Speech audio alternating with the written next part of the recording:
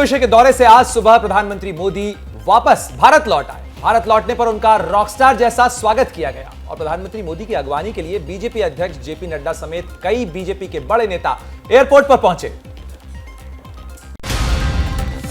आज सुबह 5:30 बजे पीएम मोदी जब अपने विमान से उतरे तो उनके स्वागत के लिए पालम एयरपोर्ट पर हजारों समर्थक मौजूद थे। पीएम मोदी का स्वागत करने के लिए बीजेपी अध्यक्ष जेपी नड्डा समेत बीजेपी के कई बड़े नेता एयरपोर्ट पहुंचे। एयरपोर्ट के बाहर बीजेपी ने पीएम के स्वागत के लिए मंच लगाया था। मंच पर पीएम को फूलों का विशालकाय हार पहनाया गया। पीएम ने संबोधित करते हुए कहा कि पूर्ण बहुमत की सरकार है, इसलिए पूरी दुनिया उनकी बात सुनती है। PM Modi Japan, Papua New Guinea और ऑस्ट्रेलिया के दौरे के बाद भारत लौटे हैं। मेरे देश की महान संस्कृति का गौरवगान करते समय मैं आंखें नीचे नहीं करता, आंखें मिला करके दुनिया से बात करता हूं। ये सामर्थ्य इसलिए है क्योंकि हमारे देश ने पूर्ण बहुमत वाली सरकार बनाई है। आप सबने देश को पूर्ण बहुमत वाली सरकार बनाई है। प्रधानमंत्री नरेंद्र मोदी का दिल्ली के पालम एयरपोर्ट पर भव्य स्वागत किया गया। एयरपोर्ट पर बीजेपी समर्थकों ने ढोल नगाड़े बजाकर और डांस करके उनका स्वागत किया। देखिए सुबह की तस्वीरों के साथ एक रिपोर्ट। प्रधानमंत्री नरेंद्र मोदी के स्वागत के लिए दिल्ली के पालम एयरपोर्ट पर हजारों बीजेपी कार्यकर्ता रात से ही जमा हो गए। दिल्ली प्रदेश अध्यक्ष वीरेंद्र सचदेवा ने ट्वीट कर लोगों को अधिक से अधिक संख्या में एयरपोर्ट पहुंचने की अपील की थी। एयरपोर्ट पर मोदी समर्थकों का जमावड़ा लग गया। एयरपोर्ट के बाहर उत्सव जैसा माहौल था। ढोल नगाड़ों से पीएम मोदी का स्वागत किया गया। मोदी जी बने रहे। पहले हिंदुस्तान का प्रधानमंत्री कई दिन चक्कर काट के अमेरिका के राष्ट्रपति से मिल पाता था। आज रेड कारपेट और जब वहाँ का राष्ट्रपति कहता मुझे आपका ऑटोग्राफ चाहिए तो मुझे लग रहा है पूरे हिंदुस्तान का, हिंदुस्तानियों का मस्तक ऊंचा हो गया। बहन जी, बीजेपी की महिला समर्थकों ने पारंपरिक कपड़े पहनकर अपने अंदाज में पीएम मोदी का स्वागत किया। हमारे लिए बड़े गर्व की बात है क्योंकि जब प्रधानमंत्री जी यात्रा करने ऑस्ट्रेलिया, जापान गए हैं तो जो सम्मान उनको वहाँ मिलता है वो इस बात को दर्शाता है कि भारतीयों का स्तर कैसे आगे बढ़ गया है। प्रधानमंत्री मोदी के अमेरिकी दौरे को लेकर बाइडेन सरकार में जबरदस्त उत्साह है। अमेरिकी सरकार का कहना है कि वो भारतीयों के लिए वीजे की प्रक्रिया को तेज कर रहे हैं। मोदी के दौरे पर रूस यूक्रेन युद्ध पर भी चर्चा की जाएगी। प्रधानमंत्री नरेंद्र मोदी जून में अमेरिका के आधिकारिक दौरे पर जा रहे हैं। 22 जून को उनकी अमेरिकी राष्ट्रपति जो बाइडेन से मुलाकात होगी। इसे लेकर अमेरिकी सरकार अभी से काफी उत्साहित नजर आ रही है। उन्होंने भारतीयों के लिए वीजा प्रक्रिया तेज करने की बात कही है। Our partnership with India is one of our most consequential relationships, and our consular teams have been making a huge push to process as many visa applications as possible in India, including those in visa categories that are key to the bilateral relationship. It is a top priority for our government, and I know it's a top priority for our embassy in the country. Thank you very sir. PM Modi और Biden की मुलाकात में रूस Ukraine युद्ध पर भी चर्चा होगी। मोदी इस सिलसिले में पहले ही रूस के राष्ट्रपति पुतिन और यूक्रेन के राष्ट्रपति जेलेंस्की से बात कर चुके हैं। पीएम मोदी और बाइडेन की बातचीत हाल ही में जापान के क्वाड समिट में भी हुई थी।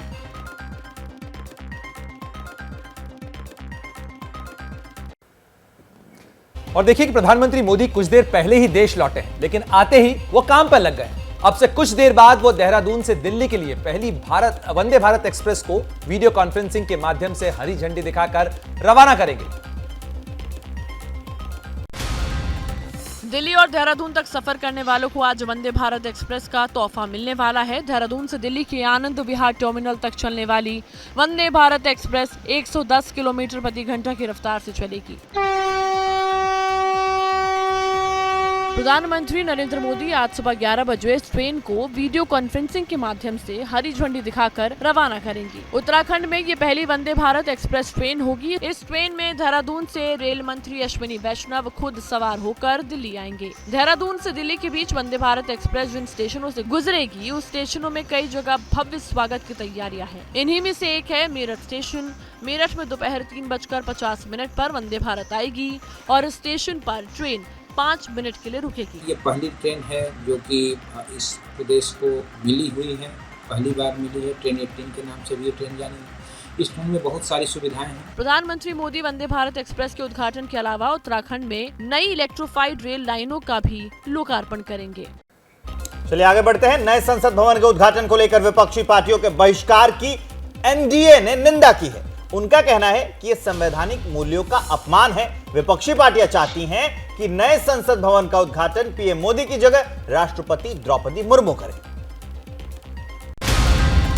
नए संसद भवन का उद्घाटन कौन करेगा, इसे लेकर बीजेपी के नेतृत्व वाले एनडीए गठबंधन में कोई कंफ्यूजन नहीं है।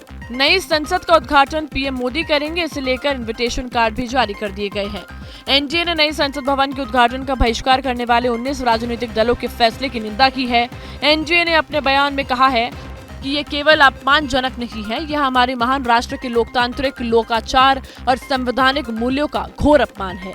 राजनीति अपनी जगह पे चलती है और सब अपनी अपनी सोचने की क्षमता के अनुसार रिएक्शन भी देते हैं और काम भी करते हैं। जिन पार्टियों ने नए संसद भवन के उद्घाटन में शामिल होने को मंजूरी दी है, उसमें वाईएसआर कांग्रेस और टीडीपी शामिल है, लेकिन ओवैसी की पार्टी एआईएमआईएम इससे दूरी बनाकर रखेगी। अगर प्रधानमंत्री वजीर आजम वजिद है कि मैं ही करूंगा इसका, तो फिर हम इस फंक्शन में शिरकत नहीं करेंगे। 18 जनवरी 1927 को मौजूदा संसद भवन का उद्घाटन किया गया था। इसका उद्घाटन उस वक्त वायसराय रहे लॉर्ड इरविन ने किया था। देखिए, आजाद भारत में पहली बार संसद भवन का निर्माण हुआ है। ऐसे में अब तक किसी भी भारतीय प्रधानमंत्री या राष्ट्रपति को संसद भवन के उद्घाटन का मौका नहीं मिला है। इसी वजह से विपक्ष और सरकार के बीच उद्घाटन को लेकर ये जंग चल रही है। नई संसद का उद्घाटन राष्ट्रपति को करना चाहिए या प्रधानमंत्री को, इसे लेकर बहस अभी भी जारी है। जब 18 जनवरी 1927 को मौजूदा संसद भवन का उद्घाटन किया गया था, तब इसका उद्घाटन उस वक्त वायसराय रहे लॉर्ड इरविन ने किया था। कांग्रेस की तरफ से पंडित जवाहरलाल नेहरू भी बतौर मेहमान उद्घाटन कार्यक्रम में मौजूद थे। कांग्रेस का ये कहना है कि संसद भवन उनके राज में जब बना ही नहीं था, तो उद्घाटन को लेकर बीजेपी के आरोप का कोई मतलब नहीं है। संसद भवन तो ब्रिटिश कार्यकाल के पहले बना था और उसमें ये शुरू हुआ। राष्ट्रपति भवन ब्रिटिश काल में बना हुआ है, तो उसका उद्घाटन इंदिरा जी कैसे करेंगी? इसलिए विपक्षी जो मांग है वो राष्ट्रपति से होना चाहिए, ये डिमांड थी। बीजेपी का कहना है कि कांग्रेस समेत विपक्षी पार्टियों का बहिष्कार एक ड्रामे से ज्यादा कुछ नहीं है। नए संसद भवन का उद्घाटन 28 मई को पीएम मोदी खुद करने वाले हैं। This is just a drama. They never supported the project. So we did not expect them also to be in the function. चलिए आगे बढ़ते हैं और बात करते हैं दिल्ली की सियासत की। दिल्ली के मुख्यमंत्री अरविंद केजरीवाल आज एनसीपी के मुखिया शरद पवार से मिलेंगे। वो देश भर में घूम घूम कर केंद्र सरकार के अध्यादेश के खिलाफ समर्थन मांग रहे हैं। कल उन्होंने इसी सिलसिले में उद्धव ठाकरे से भी मुलाकात की थी। अरविंद केजरीवाल मुंबई में आज दोपहर 3 बजे शरद पवार से मिलेंगे। केजरीवाल के साथ पंजाब के मुख्यमंत्री भगवंत मान, आम आदमी पार्टी सांसद संजय सिंह और राघव चड्ढा भी मौजूद रहेंगे। केंद्र के अध्यादेश के खिलाफ विपक्षी नेताओं का समर्थन जुटाने की सीएम केजरीवाल की मुहिम कितनी रंग लाएगी, आने वाला समय बताएगा। कल केजरीवाल ने इसी सिलसिले में उद्धव ठाकरे से भी मुलाकात की थी। सुप्रीम कोर्ट अपना जजमेंट देती है, उसके खिलाफ एक ऑर्डिनेंस आता है। अपनी डेमोक्रेसी के और जो कॉन्स्टिट्यूशनल वैल्यूज हैं उसको खत्म करने का काम हो रहा है। हमारी लड़ाई एक साथ होकर लड़नी है। अगर सरकार हमारी फिर से आ जाती, महाराष्ट्र का वर्डिक्ट ओवरटर्न कर सकते थे। नीतीश कुमार की तरह अरविंद केजरीवाल भी 2024 के चुनाव से पहले बीजेपी के खिलाफ विपक्ष को हर मुद्दे पर एक साथ लाने की कोशिश कर रही है। 24 में अगर ये आ गए, ये संविधान बदल देंगे और ये जिस तरीके से चल रहे हैं प्रधानमंत्री जी, बिल्कुल आने वाले दिनों में नरेंद्र पुतिन बनने वाले हैं। अब बात कुश्ती महासंघ के निलंबित अध्यक्ष ब्रजभूषण शरण सिंह की, जिनके खिलाफ आज हरियाणा में एक और महापंचायत होने वाली है। क्या होना है इस महापंचायत में, देखिए हमारी इस खास रिपोर्ट। 28 मई को जब प्रधानमंत्री नरेंद्र मोदी नए संसद भवन का उद्घाटन कर रहे होंगे, उसी वक्त नए संसद भवन के बाहर ब्रजभूषण शरण सिंह की गिरफ्तारी की मांग को लेकर महिलाएं करेंगी महापंचायत। इस बीच दिल्ली के पटियाला हाउस कोर्ट में धरने पर बैठे पहलवानों में विनेश फोगाट, बजरंग पुनिया और साक्षी मलिक के खिलाफ एक मुकदमा दर्ज कराया गया है। इसमें मांग की गई है कि ब्रजभूषण सिंह के खिलाफ भड़काऊ बयान देने और झूठे आरोप लगाने वाले पहलवानों पर FIR दर्ज की जाए। देश के माननीय प्रधानमंत्री मोदी जी सांसद ब्रजभूषण शरण सिंह के खिलाफ जंतर मंतर से और हेट स्पीच दी जा रही है, इसके लिए नई दिल्ली पटियाला हाउस कोर्ट में इन सब के खिलाफ याचिका लगाई है। इधर ब्रजभूषण सिंह भी धरने पर बैठे पहलवानों पर हमलावर है। ब्रजभूषण ने फिर दोहराया है कि उन्हें नार्को टेस्ट की चुनौती स्वीकार है। नार्को टेस्ट जो है वो उन खिलाड़ियों का है और मेरा है, और उनको लगता है दाएं बाएं साएं कोई है तो उनका भी करा ले, तो मैं तैयार हूं। इस वक्त की एक बड़ी खबर जान लीजिए, उत्तर प्रदेश से आ रही है। उत्तर प्रदेश के गोरखपुर में सड़क हादसा हो गया जिसमें 3 लोगों की मौत हो गई है, 8 लोग गंभीर रूप से घायल हैं। हादसा उस वक्त हुआ जब एक तेज रफ्तार पिकअप वैन पोल से टकरा गई। उसकी तस्वीरें भी सामने आ गई हैं। जगह है उत्तर प्रदेश का गोरखपुर। यहां पर हुआ एक भयंकर सड़क हादसा, 3 लोगों की मौत, 9 लोग घायल। पिकअप वैन थी और टकरा गई वो, माफ कीजिए, 8 लोग गंभीर रूप से घायल हुए हैं और वो टकरा गई पिकअप वैन जाकर एक पोल से।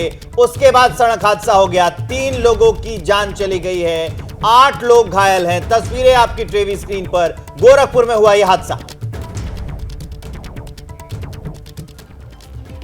और अब बात कर लेते हैं एक और हादसे की। हरियाणा के यमुनानगर में भारी बारिश की वजह से किले की दीवार गिर गई। दीवार गिरने से 2 कार मलबे में दब गई। कल यमुनानगर में भारी बरसात हुई।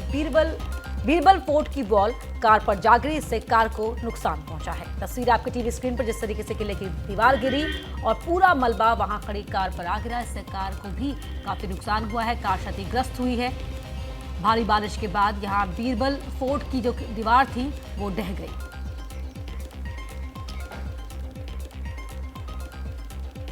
विवादों में रहने वाले बाबा बागेश्वर पर फिल्म भी अब बनने वाली है। इसका काम खुद बाबा देख रहे हैं। केंद्र सरकार ने बाबा को मिल रही धमकियों को देखते हुए उन्हें Y कैटेगरी की सुरक्षा देने का ऐलान किया है। MP के बालाघाट में बाबा बागेश्वर ने अपने चिर परिचित अंदाज में मीडिया को भला बुरा कहते हुए एक बार फिर हिंदुओं को एक करने की राग छेड़ा है। तथाकथित पंथ और धर्म के ठेकेदारों ने इस भारत के लोगों को, आस्थावान लोगों को केवल भूत पकड़ाए हैं। हम तुम्हें भूत नहीं, हम तुम्हें भगवान पकड़ा करके जाएंगे। इसी तरह के बयानों की वजह से बाबा को अक्सर धमकियां मिलती रहती है। इसको देखते हुए सरकार ने अब इन्हें Y श्रेणी की सुरक्षा देने का ऐलान किया है। यही नहीं, बाबा ने जीवन को अब फिल्मी पर्दे पर उतारने की तैयारी भी कर दी है। द बागेश्वर सरकार नाम की फिल्म की स्क्रिप्ट पर बाबा खुद ध्यान दे रही है। फाइनली 1 साल के बाद अभी गुरुदेव ने आशीर्वाद दिया कि आप इसको शुरू करिए। स्क्रिप्ट तो हम ड्राफ्ट देते हैं, गुरुदेव को बताते हैं कि ये हुआ है, और जहाँ जहाँ लगता है इनपुट लगता है तो गुरुदेव ने अपने इनपुट उसमें दिए हैं। धीरेन्द्र शास्त्री आज से 10 दिन के गुजरात दौरे पर है। उनका दिव्य दरबार गांधीनगर, सूरत, अहमदाबाद, वडोदरा और राजकोट में आयोजित किया जाएगा। उधर कश्मीर में G20 समिट की बैठक का डंका तो दुनिया में बजा। इसके बाद अब G20 देशों के प्रतिनिधि उत्तराखंड के ऋषिकेश पहुंच गए। G20 की इस बैठक की क्या है रूपरेखा और अब तक क्या है अपडेट, इस रिपोर्ट में देख लीजिए। कश्मीर के बाद ऋषिकेश पहुंचे विदेशी मेहमान। एयरपोर्ट पर तुलसी की माला से हुआ स्वागत।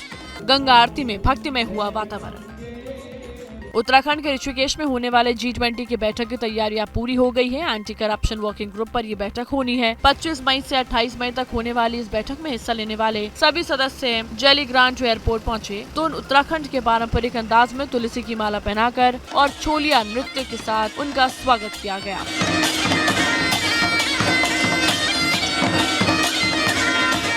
जहां दिन की शुरुआत सांस्कृतिक माहौल से हुई तो वहीं शाम को मेहमान भक्ति में डूबे दिखे। परमार्थ निकेतन के अध्यक्ष स्वामी चिदानंद सरस्वती ने गंगा आरती का भव्य आयोजन किया जिसमें कई प्रतिनिधि शामिल हुए।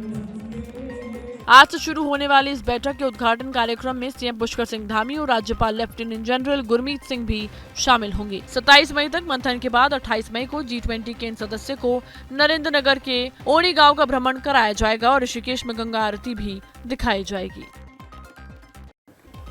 और अब बात कर लेते हैं मुंबई की, जहां समुद्र के अंदर देश का सबसे बड़ा ब्रिज बनकर तैयार हो गया है। ये ब्रिज मुंबई और नवी मुंबई को आपस में जोड़ेगा और इनके बीच की यात्रा को आसान बनाएगा। महाराष्ट्र के सीएम एकनाथ शिंदे और डिप्टी सीएम देवेंद्र फडणवीस कल इस पुल का निरीक्षण करने पहुंचे।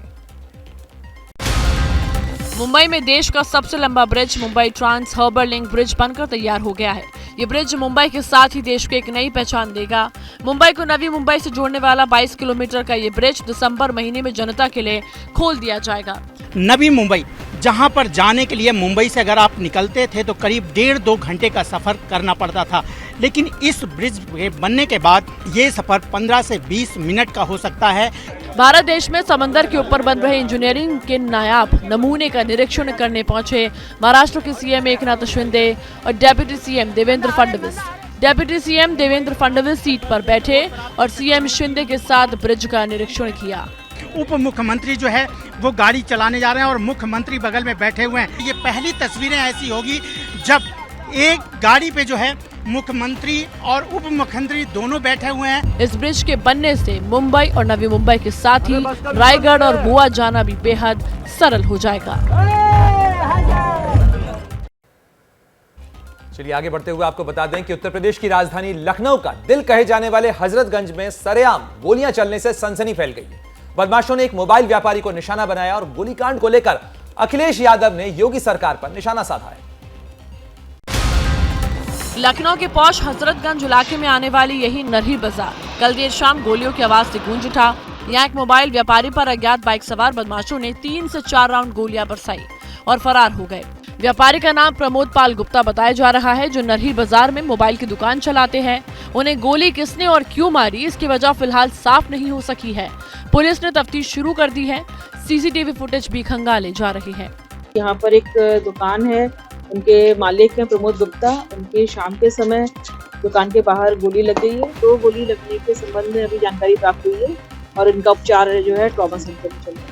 लखनऊ में हुए इस गोलीकांड को लेकर एसपी अध्यक्ष अखिलेश यादव ने योगी सरकार को घेरा है और ट्वीट करते हुए अखिलेश ने लिखा है कि फर्जी एनकाउंटर वाली सरकार बताए कि तमंचे की आपूर्ति कहां से हो रही है, जो गोलीबारी की घटना के रूप में मुख्यमंत्री के आवास के पास तक पहुंच गई है।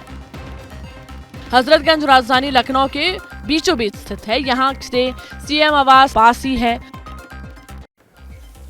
आंध्र प्रदेश के तिरुपति के एक गांव में रहस्यमयी आग की गुत्थी पुलिस ने सुलझा ली है। इस मामले में 19 साल की एक लड़की को गिरफ्तार किया गया है, लेकिन कैसे और कब और ये आग कहां लगी थी, इन सारे सवालों का जवाब और उस आग लगने में लड़की का क्या रोल है, इस रिपोर्ट में।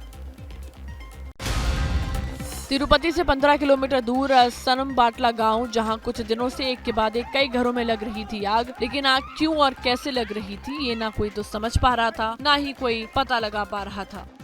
हर रोज एक नए घर में लगती आग ने लोगों को परेशान कर दिया। धीरे धीरे पूरे गांव में ये डर बैठ गया कि आग के पीछे एक काला जादू है, बुरी शक्ति या फिर कोई दैवीय प्रकोप है। लिहाजा पूजा पाठ, हवन और प्रार्थनाओं का दौर चल पड़ा। पुलिस ने तहकीकात शुरू कर दी और फिर आग के पीछे का जो सच सामने आया उसने सबको हैरान कर दिया। तिरुपति पुलिस ने खुलासा किया कि 12 घरों में आग लगने की घटनाओं के पीछे गांव की 19 साल की छात्रा है। पुलिस के मुताबिक छात्रा 12वीं की परीक्षा में फेल हो गई थी, जिसके बारे में पड़ोसी उसकी मां से बार बार पूछ रहे थे। इन सब चीजों से और मां की डांट फटकार से तंग आकर छात्रा ने सभी को सबक सिखाने की ठानी और कथित तौर पर पड़ोसियों के घरों में आग लगाना शुरू कर दिया।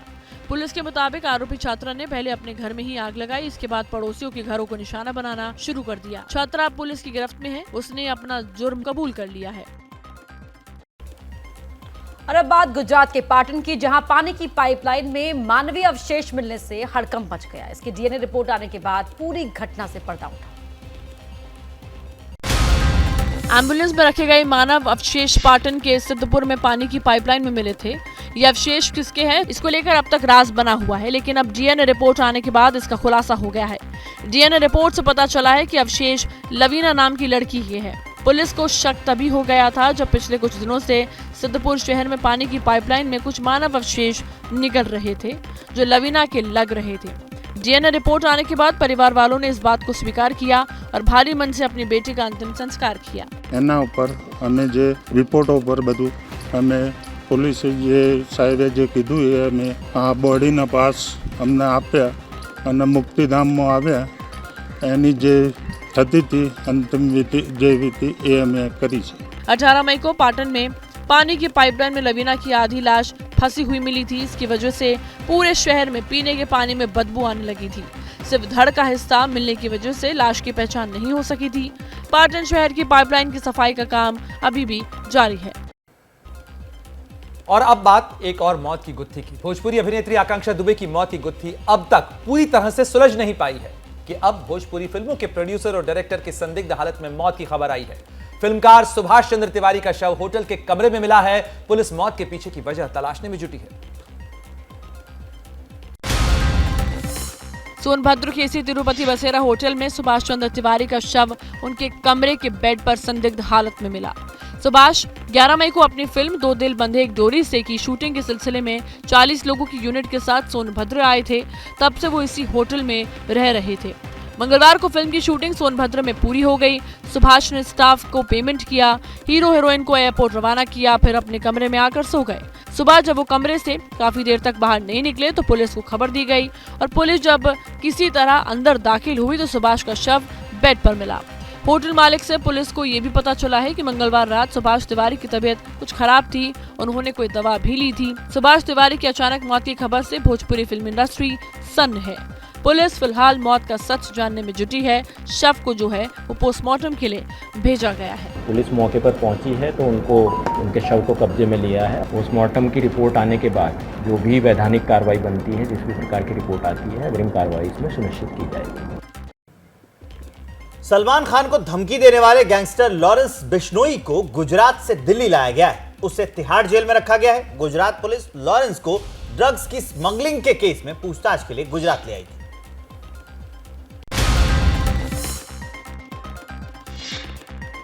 कल रात को गैंगस्टर लॉरेंस बिश्नोई को फ्लाइट से गुजरात के पुलिस दिल्ली लेकर आई। फिलहाल उसे तिहाड़ जेल में रखा गया है। आज दिल्ली पुलिस की क्राइम ब्रांच दिल्ली से जुड़े एक केस में रिमांड पर लेगी। पिछले कुछ दिनों से बिश्नोई गुजरात के अहमदाबाद जेल में बंद था। गुजरात पुलिस ड्रग्स की स्मगलिंग के मामले में पूछताछ के लिए कस्टडी में लेकर गई थी। इससे पहले लॉरेंस बिश्नोई एनआईए और पंजाब पुलिस की कस्टडी में भी रहा था। बिश्नोई का गैंग अब दिल्ली, पंजाब, यूपी, झारखंड, हरियाणा, राजस्थान तक में फैल चुका है। भारत ही नहीं, उसका गैंग अब इंटरनेशनल हो चुका है। इस गैंग को फिलहाल जेल से लॉरेंस बिश्नोई, अमेरिका से लॉरेंस का भाई अनमोल बिश्नोई और कनाडा से गोल्डी बराड चलाता है और अजरबैजान से लॉरेंस बिश्नोई का भांजा सचिन बिश्नोई चलाता है।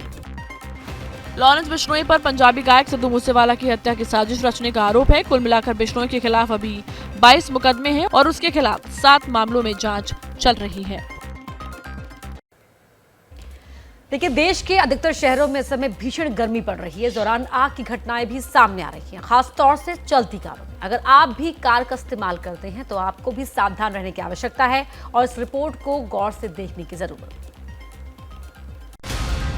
सड़क पर धू-धू कर जलती कार। देखते ही देखते आग ने कार को पूरी तरह स्वाहा कर दिया। तस्वीर यूपी के बिजनौर की है, जहां चलती कार में अचानक आग लग गई। कार के ड्राइवर ने कूदकर किसी तरह अपनी जान बचाई, वरना ये आग कार के साथ साथ जिंदगी को भी निगल जाती। कार में आग की ये घटना बिजनौर के शेरकोट के नेशनल हाईवे 74 की है। इस आग की वजह शॉर्ट सर्किट बताई जा रही है, जिसकी वजह से लाखों की कीमत की ये कार खाक हो गई। लेकिन गर्मियों के मौसम में कारों और बाइक में आग लगने की बड़ी वजह इंजन का ओवरहीट होना भी होता है। सीएनजी गैस या फिर बैटरी से चलने वाली गाड़ियां पेट्रोल की तुलना में जल्दी हीट अप हो जाती है। इसलिए जानकार सलाह देते हैं कि जहां संभव हो सीएनजी या इलेक्ट्रिक गाड़ियों का उपयोग गर्मी में लंबी यात्रा के लिए करने से बचे। लोकल यात्रा के लिए भी अगर संभव हो सके तो काम पर सुबह जल्दी घर से निकले। यदि बेहद ही जरूरी काम से आपको बाहर निकलना पड़ रहा है तो बीच बीच में गाड़ी के हीटिंग मार्क को चेक करते रहे। लॉन्ग रूट पर कुछ दूरी तय करने के बाद कोशिश करें कि गाड़ी को कहीं ठंडी जगह पर रोककर कुछ देर के लिए खड़ा कर दे। गाड़ी की सर्विसिंग में लापरवाही ना बरते, समय पर सर्विस करवाते रहे। और न्यूज एंड व्यूज में इस वक्त एक बड़ी खबर आपको बता दें जो महाराष्ट्र से आ रही है, जहां 3 शहरों में आग का तांडव देखने को मिला है। पुणे, ठाणे और मुंबई में आग से हड़कंप है। ठाणे के भिवंडी इलाके में कबाड़ के गोदाम में आग लगने से हड़कंप मच गया है। साथ ही आग की वजह से भारी नुकसान भी हुआ है। 3 तस्वीरें ठाणे, मुंबई और पुणे की, जहां आग की लपटें धू-धू कर तमाम चीजों को जलाती हुई नजर आ रही हैं। पहली तस्वीर ठाणे की है, जहां कबाड़ के गोदाम में आग लगी है, तो वहीं दूसरी तस्वीर मुंबई के चेंबूर इलाके की है, जहां एक कमर्शियल बिल्डिंग में आग लग गई। आग रात करीब 3 बजे लगी। काफी मशक्कत के बाद आग पर दमकल कर्मियों ने काबू पाया है। राहत की बात यह रही कि इस हादसे में फिलहाल कोई हताहत नहीं है। वहीं पुणे की बात करें तो एक फर्नीचर के गोदाम में आग लगने से हड़कंप मचा। आग लगने की खबर मिलने के बाद दमकल की 18 गाड़ियां मौके पर पहुंची और आग बुझाने में जुट गई। तो 3 तस्वीरें महाराष्ट्र से आग की आपकी स्क्रीन पर।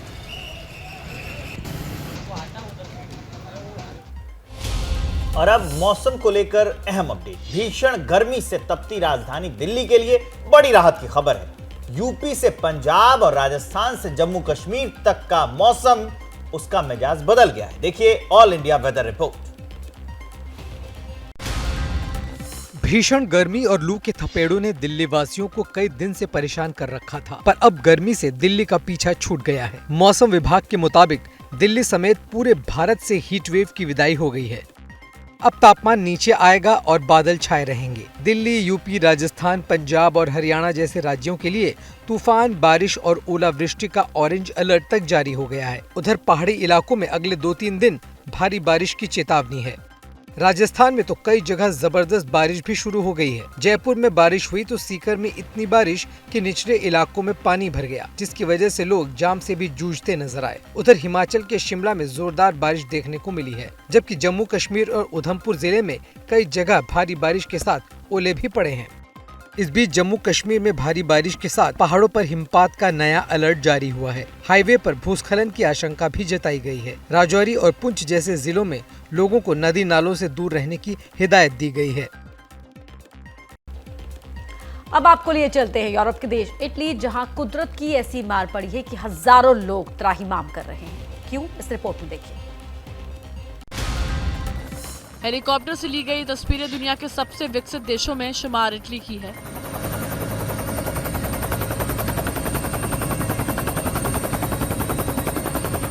पिछले हफ्ते हुई भारी बारिश और बाढ़ के बाद सेंट्रल इटली के कई इलाके अभी भी जलमग्न हैं। तस्वीरों में आप बाढ़ से बेहाल शहर, डूबी हुई सड़कें, डूबे हुए मकान देख सकते हैं। कुदरत के इस कहर से इटली के एमिलिया रोमांगा प्रांत में 15 लोगों की मौत हो गई है, जबकि कई लोग अभी भी लापता है। कहा जा रहा है कि इटली में 100 साल बाद ऐसी बारिश हुई है कि 21 नदियों में सैलाब उमड़ पड़ा है। 100 से ज्यादा शहर पानी पानी हो गए हैं। 300 से ज्यादा लैंडस्लाइड्स रिपोर्ट की गई है और 36,000 लोगों को सुरक्षित स्थानों पर ले जाना पड़ा। कुदरत के इस क्रोध से इटली को अरबों का नुकसान उठाना पड़ा है। अब सरकार ने राहत, बचाव और पुनः निर्माण के लिए 2 मिलियन यूरो की मदद देने का ऐलान किया है। और अब बात करते हैं पड़ोसी मुल्क पाकिस्तान की। पाकिस्तान के पूर्व प्रधानमंत्री इमरान खान पर गिरफ्तारी की तलवार लगातार लटक रही है। वो अपने पक्ष में समर्थन जुटाने के लिए दुनिया भर के नेताओं से बात कर रहे हैं। कल जब इमरान जूम कॉल से चैट करने वाले थे, उससे पहले ही इंटरनेट का कनेक्शन कट गया। इमरान खान का कहना है कि उनकी गिरफ्तारी कभी भी हो सकती है और वो उसके लिए तैयार है। कल जब वो समर्थन जुटाने के लिए ब्रिटेन के सांसदों के साथ जूम कॉल पर वीडियो कॉन्फ्रेंसिंग के लिए आने लगे थे, उससे ठीक पहले अचानक ही इंटरनेट बंद हो गया। इमरान का आरोप है कि पाकिस्तान में उनकी आवाज दबाने की कोशिश की जा रही है। सारा मीडिया दबाया हुआ है, प्रोपेगेंडा चल रहा है, वन साइडेड चीजें जा रही हैं। लोग अब इतना खौफ और हिरासा फैलाओ, और मैंने खुद कहा हुआ है अपने लोगों को कि छुप जाओ। मैं खुद कह रहा हूँ अपने कारकुनों को, अपने ऑफिस बेरर्स को, अपने ओहदेदारों को, कोई जरूरत नहीं है आपको सामने आने की। अपने घरों में ना रहो, छुप जाओ। इमरान खान की पार्टी की ज्यादातर बड़े नेता और हजारों कार्यकर्ता फिलहाल जेल में है और ऐसी आशंका है कि जल्द ही उनकी पार्टी पीटीआई पर भी बैन लगाया जा सकता है। इम्कानात हैं और जरूर इसका फैसला कोई नहीं हुआ, लेकिन इसका जायजा जरूर लिया जा रहा है कि पार्टी के ऊपर पाबंदी लगा दी। अगर पीटीआई पर बैन लग गया तो पीटीआई चुनाव की रेस से बाहर हो जाएगी। इमरान खान के करीबी नेताओं का पार्टी छोड़ने का सिलसिला लगातार जारी है। कल रात फवाद चौधरी के बाद असद उमर ने भी पीटीआई छोड़ दी है। ऐसा माना जा रहा है कि पाकिस्तानी सेना की कार्रवाई के डर से सभी नेता पार्टी से दूरी बना रहे हैं। इमरान खान की पार्टी तहरीक-ए-इंसाफ के महासचिव असद उमर पिछले 15 दिन से जेल में थे। इमरान की गिरफ्तारी के बाद 9 मई की हिंसा के बाद उन्हें जेल में डाल दिया गया था, लेकिन इस्लामाबाद हाईकोर्ट ने अब उन्हें रिहा करने का आदेश दे दिया। जेल से रिहा होते ही असद उमर ने पार्टी छोड़ने का ऐलान कर दिया और पाकिस्तानी सेना के कसीदे पढ़ने लगे। जो उस दिन खतरनाक बात हुई कि ऐसी तंसीबात जिनका फौज से ताल्लुक था, उनके ऊपर हमले किए गए। ख़ास फौज की अहमियत है पाकिस्तान के अंदर, और जाहिर है फ़ौज की ताकत जो है सिर्फ उसकी बंदूकों से नहीं होती। फ़ौज की ताकत जो है वो जब कौम पीछे खड़ी होती है तो फ़ौज की ताकत बनती है। असद उमर ही नहीं, इमरान खान की सरकार में सूचना प्रसारण मंत्री रहे फवाद चौधरी ने भी पार्टी छोड़ दी। फवाद चौधरी इमरान के सबसे करीबी नेताओं में से एक माने जाते थे। इसके अलावा पूर्व मानवाधिकार मंत्री शिरीन मजारी और फैयाज उल हसन चौहान ने भी पीटीआई छोड़ दी। चीन पर कोरोना का फंदा एक बार फिर कसता जा रहा है। महामारी की नई लहर से चीन में कोहराम मचा हुआ है। एक्सपर्ट्स कह रहे हैं कि बीजिंग ने अभी तो सिर्फ तबाही का ट्रेलर देखा है, क्योंकि आने वाले दिन ऐसे होंगे जब कोरोना से रोज 1 करोड़ मरीज सामने आएंगे। चीन में फिर मचा हाहाकार। ड्रैगन पर कोरोना की नई लहर की मार। क्या भारत में भी है मास्क और 2 गज की दूरी जरूरी? ये सवाल इसलिए क्योंकि अप्रैल के आखिरी हफ्ते से पूरे चीन में बढ़ते कोरोना के मामले एक बार फिर डराने लगे हैं। चीन के अस्पतालों में कोरोना के मरीजों की तादाद लगातार बढ़ती जा रही है और अस्पतालों में बेड, ऑक्सीजन और दवाओं की किल्लत सिर उठाने लगी है। चीन पर कोरोना के नए कहर के पीछे इस बार भी ओमिक्रॉन का वही XBB सब वेरिएंट है। एक्सपर्ट्स का कहना है कि चीन में आने वाले दिनों में कोरोना मरीजों की तादाद पुराने सारे रिकॉर्ड्स तोड़ सकती है। जून के अंत तक हर हफ्ते 6.5 करोड़ मामले सामने आ सकते हैं और करीब 1.4 अरब लोग वायरस की चपेट में आ सकते हैं। चीन में जब कोरोना के मामले बढ़ने लगे तो Chinese centre for disease control and prevention ने इस महीने की शुरुआत से ही मरीजों के आंकड़े अपडेट करना बंद कर दिया। लिहाजा चीन में कोविड-19 की असली स्थिति क्या है? अगर चीन में कोरोना के मामले बढ़ते हैं तो ये भारत के लिए भी चिंता की बात हो सकती है।